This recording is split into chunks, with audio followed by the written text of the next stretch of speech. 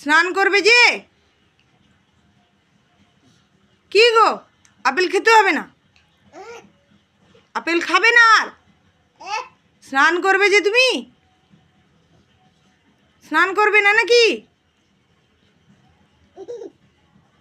কি গো, স্নান করবে না? স্নান করবে না তুমি? সেটা কি কেউ খায়? সেটা নোংরাটা। আপেল তো খেয়ে নিয়েছো, আর খেতে হবে না, শেষ, আপেল শেষ, আপেল শেষ, আর খেতে হবে না। দাও আমাকে, দাও,